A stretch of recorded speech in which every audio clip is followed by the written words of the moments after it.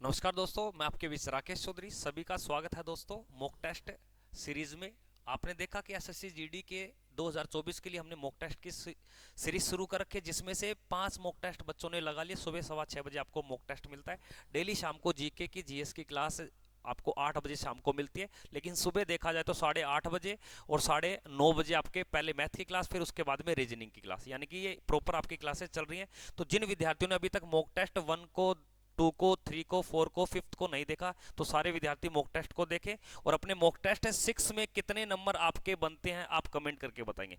जो भी विद्यार्थी पहली बार चैनल पे आया तो चैनल को सब्सक्राइब करें और वीडियो को लाइक व शेयर दबा के करें। और अपने यार दोस्तों को भी बता सकते हो कि मॉक टेस्ट से इतना तो पता करो कि हमारे जीके जीएस में कितना स्कोर बन रहा है, तभी तो पता चलेगा। और ये जो मॉक टेस्ट है बिल्कुल पेपर के पैटर्न के आधारित है। जिस प्रकार से 20 फरवरी से आप 12 मार्च के बीच में पेपर दोगे, तब आपको पता चलेगा कि सर इस प्रकार के प्रश्न पूछे गए थे। और मैं आपको दावे से कहता हूं कि 100% आप जितने भी मॉक टेस्ट मेरे द्वारा करवाए जा रहे हैं, हमारी टीम द्वारा करवाए जा रहे हैं, तो कम से कम आपके 20 में से 16 प्लस क्वेश्चन आपके राइट मिलेंगे। 16 प्लस आपको प्रश्न मैं दिखाता हूं मॉक टेस्ट। ये जितने भी मॉक टेस्ट आपके लिए होंगे ये सारे। तो मॉक टेस्ट नंबर 6 हम अपने शुरू करें, और सारे संभावित प्रश्न है जो पेपर में आ सकते हैं दोस्तों। कुछ क्वेश्चन आपको प्रीवियस ईयर के क्वेश्चन मिलेंगे, 1-2 करंट भी मिल जाएगा, ठीक है ना। तो देखिए अपने क्वेश्चन किस प्रकार है। पहला क्वेश्चन देखिए, वह वायसराय जिसे भारत में स्थानीय स्वशासन का जनक कहा जाता है। स्थानीय स्वशासन समझते होंगे, जो वर्तमान में किसी गांव के गठन के लिए पंचायती राज व्यवस्था होता है,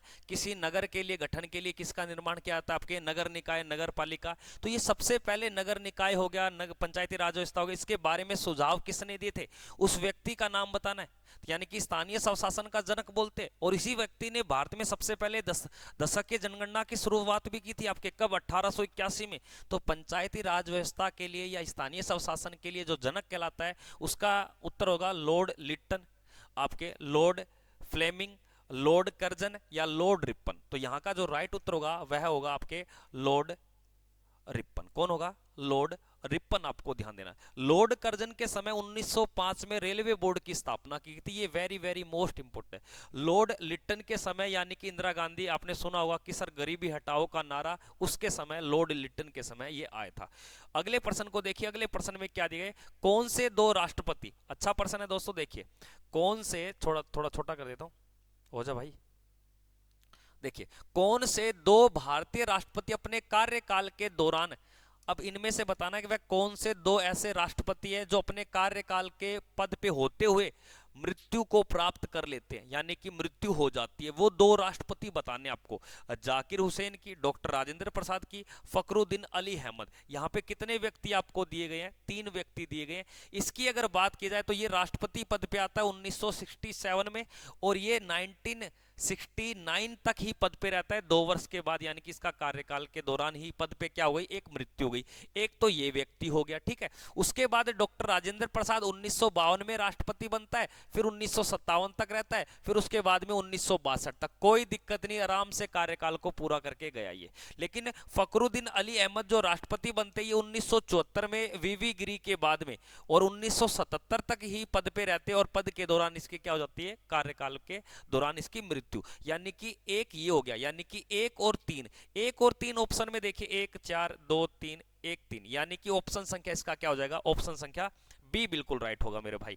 अगले प्रश्न को देखिए, अगले प्रश्न में क्या दिए गए कि टोडरमल ने किस मुगल सम्राट के शासनकाल के दौरान भूरासव की शुरुआत की थी। अब इतना बता दो, जो टोडरमल नामक एक वित्त मंत्री था, भूसव राजमंत्री था, ये टोडरमल किसके दरबार में था। सभी को पता है कि अकबर के नवरत्न थे। कितने थे, अकबर के नवरत्नों में से एक ये क्या था, भूरासव मंत्री था, वित्त मंत्री था टोडरमल। तो ये किसके दरबार में था भाई, ये अकबर के दरबार में था। अकबर के दरबार में साहित्यकार का नाम कई बार पूछा जाता है, तो आपको बोलना है अबुल फजल। क्या बताओगे, अबुल फजल। लेकिन अकबर के दरबार में प्रमुख संगीतकार कौन था, तानसेन। और अकबर के दरबार में प्रमुख नवरत्नों में से सलाहकार कौन था, बीरबल। और प्रमुख कवि था फेजी। कौन था, फेजी, आपको बताना है। लेकिन कई बार यह भी पूछा जाता है कि अकबर के जो प्रमुख सेनापति के रूप में किरदार निभाया वह कौन सा रतन था, तो आप बोलोगे सर मानसिंह था। कौन था, मानसिंह प्रथम बताना है, जो अकबर का क्या कहलाता है, साला कहलाता है दोस्तों, ठीक है। अगले क्वेश्चन को देखिए, अगले प्रश्न में क्या दिया गया, नेक्स्ट क्वेश्चन, कि निम्नलिखित में से किसे गुप्त गुप्त शासक को कविराज कहा गया, यानी कि कविराज यानी कि गुप्त काल में किस शासक को कविराज की उपमा दी गई है दोस्तों, जिसे भारत का नेपोलियन बोलते। भारत का नेपोलियन, इतना हिंट दे दिया तो गलत नहीं होना चाहिए आपका। ऑप्शन में दिया गया समुद्रगुप्त, कुमारगुप्त, प्रथम श्रीगुप्त और चंद्रगुप्त। तो यहाँ पे अगर बात की जाए तो गुप्त वंश का पहला शासक कौन था, श्रीगुप्त। और यहाँ पे प्रश्न क्या पूछ रहा है, किसे गुप्त काल का शासक यानी कि गुप्त काल का गुप्त वंश में कौन सा शासक है जिसे कविराज की उपमा दी गई, भारत का नेपोलियन। और उत्तर कौन हो जाएगा, समुद्रगुप्त। ऑप्शन संख्या आपके ए बिल्कुल राइट है दोस्तों। अगले प्रश्न को देखिए, नेक्स्ट प्रश्न पे क्या दिया गया, भारत में निम्नलिखित में से कौन से शासक सैयद वंश के थे, इनमें से सैयद वंश बताना है। अब आपने सुना होगा कि गुरुजी सैयद वंश के बारे में तो हमने सुना है, ये सैयद वंश दिल्ली सल्तनत काल का चौथा वंश था। दिल्ली सल्तनत काल का, दिल्ली सल्तनत काल का चौथा वर्ष था, जिसका समय था 1414 से लेकर 1451 तक। और दिल्ली सल्तनत काल की अगर बात की जाए तो पहला वंश था गुलाम, खिलजी, तुगलक, सैयद और लोधी। और लोधी वंश का पतन किसने किया था, मुगल शासक प्रथम कौन थे, बाबर। ये आपको ध्यान देना है। लेकिन यहां प्रश्न क्या दिया गया है कि सैयद वंश का शासक बताना है, तो आप क्या बोलोगे, खिज्र खा, इल्तुतमिश हो गया, रजिया सुल्तान हो गई और आपके कुतुबुद्दीन ऐबक। ये व्यक्ति और ये तीनों व्यक्ति की अगर बात की जाए तो किसके, ये गुलाम वंश के। किसके भैया, ये गुलाम वंश के, दिल्ली सल्तनत काल का पहला। यानी कि सारे व्यक्ति किस वंश, किस साम्राज्य के हैं, तो आप बोलोगे सर ये दिल्ली सल्तनत काल के। लेकिन वंश पूछ लिए, क्योंकि इसके अंदर 5 वंश आए थे, जिसका समय था 1206 से लेकर 1526 तक। दिल्ली सल्तनत काल के कितने समय तक चला था, ये 1206 से लेकर आपके 1526 तक। वहीं गुलाम वंश की अगर बात की जाए तो ये 1206 से लेकर 1290 तक आपको ध्यान देना है, जिसकी स्थापना किसने की थी, कुतुबुद्दीन ऐबक ने, जिसको कुरान खां के नाम से भी जाना जाता है। अगले प्रश्न को देखिए, अगले प्रश्न में क्या दिया गया, ऋग्वेद में डैश का उल्लेख स्थानीय सब इकाइयों के रूप में किया था। देखो समाज यानी कि कोई सभा होती थी, कोई आपके जिला होता था, इस प्रकार इनका प्रयोग किया था। तो ये सारे आपका राइट उत्तर हो जाएगा। तो ऋग्वेद में इतना पूछता हूं कि जो ऋग्वेद है यानी कि वेदों की रचना किसने की, वेदों की रचना किसने की, वेदों की रचना। तो वेदों की रचना कौन करता है, फटाफट से कमेंट सेक्शन में बताओगे सारे विद्यार्थी। अगले प्रश्न को देखिए, अगले प्रश्न में क्या दिया गया, नेक्स्ट प्रश्न, भारत में पंचायती राज प्रणाली के सभी स्तरों में, अब सभी स्तर कौन से, ग्राम पंचायत, पंचायत समिति, जिला परिषद। अब पंचायत समिति हो चाहे ग्राम पंचायत हो चाहे जिला परिषद, इन सभी में चुनाव होते हैं। और इन सभी में चुनाव होंगे, वहां पे कोई लीडर बनेगा, तो उनमें से कुल सीटों में से कितनी सीटों पर महिलाओं को क्या दिया गया है, आरक्षित किया गया। इतनी सीटें तो महिलाओं की है भाई।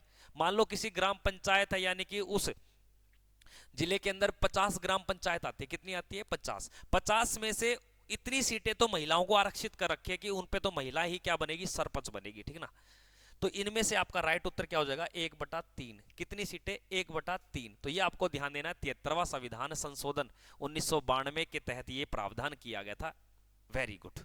अगले प्रश्न को देखिए, अगले प्रश्न में क्या दिए, हाँ, कदरिया नाथ नामक जो महादेव का मंदिर है ये कहां पड़ता है। और आपने कई बार सुना होगा कि विश्व का सबसे बड़ा जो मंदिर है उसका नाम क्या है, अंकोर वाट, कंबोडिया के अंदर पड़ता है। लेकिन भारत में प्रमुख जैन मंदिर बहुत फेमस रहे हैं, जिनका नाम क्या आता है, खजुराहो के जैन मंदिर। और खजुराहो के जैन मंदिर कहां पड़ते हैं, मध्य प्रदेश के छतरपुर में। और यहीं के अंदर कौन सा मंदिर, आपके कदरिया महादेव का मंदिर। तो ऑप्शन संख्या यहाँ पे क्या हो जाएगा, आपके सी उत्तर। देखो स्वर्ण बेलगोला पड़ता है आपके कर्नाटक में, कहां पड़ता है, कर्नाटक में। अगले प्रश्न को देखिए, क्या देखिए, महाराणा प्रताप ने डैश के मध्य, महाराणा प्रताप ने डैश के मध्य ऐतिहासिक युद्ध में मुगलों के खिलाफ लड़ाई की। बिल्कुल ठीक है, महाराणा प्रताप के द्वारा 1576 में मुगलों के विरुद्ध लड़ाई की जाती है। और मुगलों के विरुद्ध शासक कौन था, अकबर।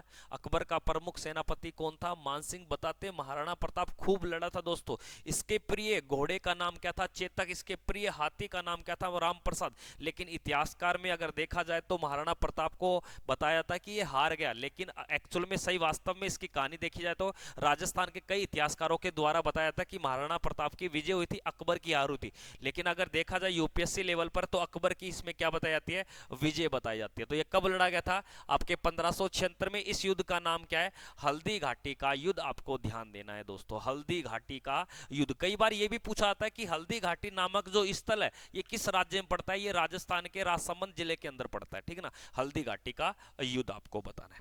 अगले प्रश्न में देखिए क्या प्रश्न दिए गए, प्रथम आधुनिक ओलंपिक खेल कहां हुए थे। जो पहले आधुनिक ओलंपिक खेल है ये कहां हुए थे दोस्तों, लिप्सन में, एथेंस में, रोम में या आपके बार्सिलोना में। तो यानी कि जो आधुनिक खेल की शुरुआत हो रही है 1896 में। और देखो जो ओलंपिक खेलों की शुरुआत करने वाले देश का नाम था यूनान। क्या नाम था, यूनान, जिसे वर्तमान में क्या बोलते हैं, ग्रीस बोलते हैं। क्या बोलते हैं, ग्रीस। और इसकी कैपिटल का नाम है एथेंस। तो पहले जो ओलंपिक खेल हुए वो कहां हुए, एथेंस में हुए। और दूसरे ओलंपिक खेल हुए थे आपके पेरिस में। पेरिस किसकी कैपिटल है, फटाफट कमेंट करके तो बताइए, पेरिस किसकी कैपिटल है, पता तो चलेगा आप कितने पढ़ते हो। तो आधुनिक ओलंपिक खेलों की शुरुआत कब हो रही है, 1896 में। किस देश से हो रही है, यूनान या ग्रीस से। लेकिन ये कहां पे खेले गए थे, एथेंस इसकी कैपिटल के अंदर। Very good. अगले प्रश्न को देखिए, अगले प्रश्न में क्या दिखे, चांद मीनार स्थित है। अब देखो कई बार ये बच्चे सोचते हैं गुरुजी ये कौन सी मीनार आप ले आए, हमने तो इतना पढ़ा था गुरुजी, एक होती है आपके चार मीनार। क्या होती है, चार मीनार। वो कहां पड़ती है, हैदराबाद में, हैदराबाद के अंदर। और एक हमने पढ़ी थी गुरुजी चोर मीनार, वो कहां पड़ती है, दिल्ली में। कहां पड़ती है, दिल्ली में। और एक हमने पढ़ी थी कुतुब मीनार, वो भी कहां पड़ती है, दिल्ली में। लेकिन यहां चांद मीनार की बात कर दी। अब चांद मीनार कहां है, तो यह याद रखना दौलताबाद में। और दौलताबाद कहां पड़ता है, तो आप बोलोगे सर ये महाराष्ट्र में। कहां, ये महाराष्ट्र, दौलताबाद में। कौन सी मीनार है, चांद मीनार। जबकि चार मीनार बोले हैदराबाद, चोर मीनार बोले तो दिल्ली, और आपके कुतुब मीनार बोले तो दिल्ली। तो भारत की सबसे ऊंची मीनार आती है आपके 72 मीटर, कुतुब मीनार। और कुतुब मीनार के बारे में कई बार पढ़ा होगा कि इसका जो निर्माण कार्य है वो सबसे पहले किसने शुरू किया था, कुतुबुद्दीन ऐबक ने नींव रखी थी। बाद में इसको कौन कराता है, इल्तुतमिश। और इल्तुतमिश के बाद में बताते हैं इसका तीसरा चौथा माला टूट जाता है, इसको फिरोज शाह तुगलक के द्वारा इसको पूरा करवाया गया दोस्तों। अगले प्रश्न को देखिए, अगले प्रश्न में क्या दिया गया कि मौर्य स्तंभ राजधानी जिसे सिंह राजधानी के नाम से जाना था। अब आपने देखा होगा कि भारत का जो राष्ट्रीय स्तंभ है जिसको हम क्या बोलते हैं, अशोक स्तंभ। अब अशोक स्तंभ में जो सिंह है तो वो सिंह के बारे में पूछ रहा है, तो उसकी राजधानी क्या होती थी दोस्तों, तो आप बोलोगे सर ये सारनाथ इसका राइट उत्तर हो जाएगा। क्या हो जाएगा, सारनाथ। अब इतना बता दो सारनाथ नामक जो लोकेशन है ये किस राज्य के अंदर, ये सारे विद्यार्थी कमेंट करके बताओगे सारनाथ किस राज्य से संबंधित है दोस्तों। अगले प्रश्न में देखिए, अगले प्रश्न में क्या देंगे, लोकसभा का, अगर आप लोकसभा का सदस्य बनना चाहते हो तो आपकी आयु 25 वर्ष चलेगी। लोकसभा का सदस्य बनने की आयु कितनी होती है, 25। लेकिन प्रश्न क्या दिया गया, लोकसभा का 17वां स्पीकर बनना है। सॉरी 17वां स्पीकर कौन है वर्तमान में, ये पूछ रहे हैं, क्योंकि वर्तमान में 17वीं लोकसभा चल रही है। तो 2024 के अंदर, जून के अंदर 17वीं लोकसभा को भंग कर दिया जाएगा। और आपके कौन सी लोकसभा आ जाएगी, 18वीं लोकसभा आ जाएगी। तो वर्तमान में लोकसभा के जो स्पीकर है उसका नाम कौन है, ओम कृष्ण बिड़ला, जिनका संबंध किस राज्य से है, राजस्थान से। किस राज्य से दोस्तों, राजस्थान। आपको बिल्कुल बताना है इसका, राजस्थान से इसका संबंध है, ठीक है। अगले प्रश्न में देखिए, अगले प्रश्न में क्या दिया है, एक विधेयक धन विधेयक है या नहीं। कह रहा है कोई विधेयक है, एक विधेयक धन विधेयक है या नहीं, ये निर्णय करने का अंतिम अधिकार निम्नलिखित में से किसके पास है। कोई विधेयक धन विधेयक है या नहीं, इसका अंतिम निर्णय करने का अधिकार किसके पास है।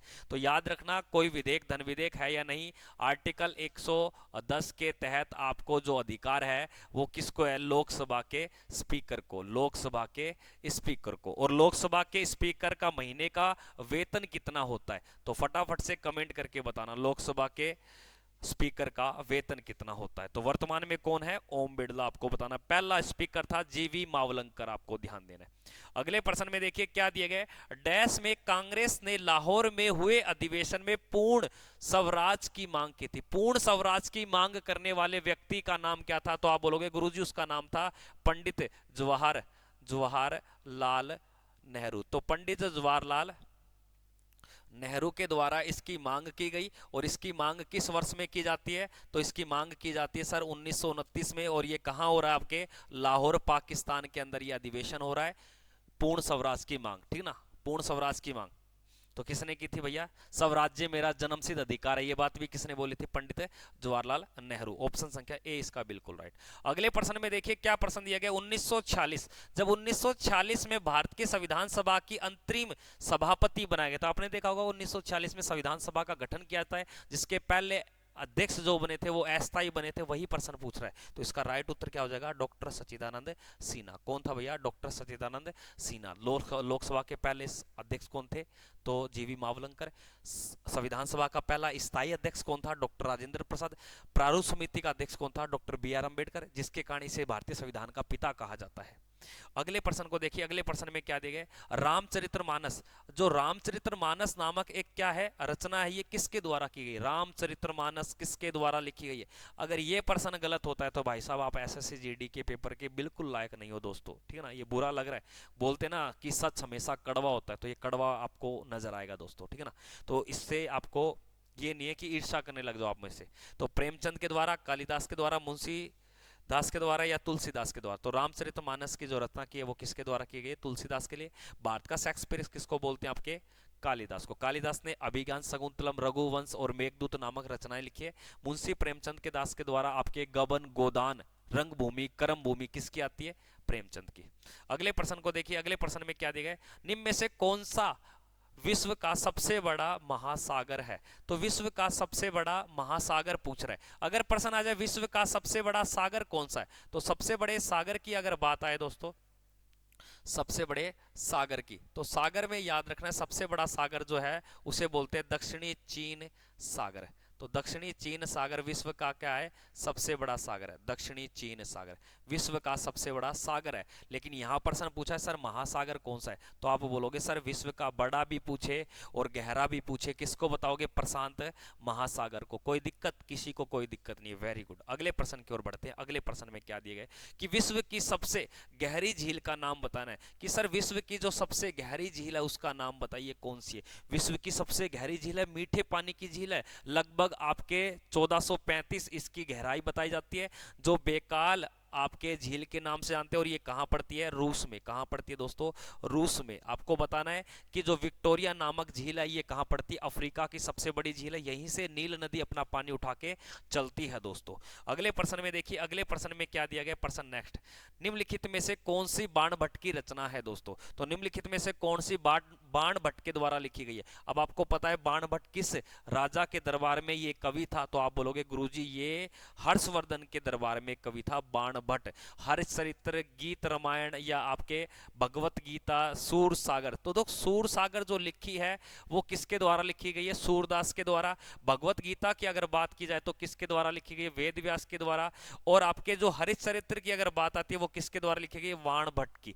तो ये हमारे मॉक टेस्ट का आपके कौन सा छठे मॉक टेस्ट के 20 क्वेश्चन आपके पूरे जीके के हो गए। फटाफट ईमानदारी से इतना बताना कि 20 में से आपके कितने राइट है। जिसने अभी तक मॉक टेस्ट को नहीं देखा 1 से लेकर 5 तक, वो डिस्क्रिप्शन में लिंक आपको मिल जाएगा, वहां से आप देख सकते हो दोस्तों। इसी प्रकार के सेशन को प्यार देने के लिए जय हिंद, वंदे मातरम। जो चैनल पे नया बना चैनल को सब्सक्राइब करना भाई साहब। एसएससी जीडी में जीके मजबूत करनी पड़ेगी दोस्तों, ध्यान रखना, ठीक है ना। तो मिलते हैं शाम को 8 बजे लाइव और सुबह 6:15 बजे मॉक टेस्ट, आपके 8:30 बजे मैथ की क्लास, 9:30 बजे आपको रीजनिंग की क्लास, ठीक है ना। तो ऑक्सफोर्ड कैरियर सेंटर के द्वारा आपको ऑनलाइन यूट्यूब पे बिल्कुल फ्री प्रोवाइड करवाई जा रही है। पीडीएफ के लिए आप कमेंट करके बता सकते हो कि सर हमें पीडीएफ चाहिए, ठीक है ना। तो मिलते हैं नेक्स्ट, तब तक के लिए वंदे मातरम।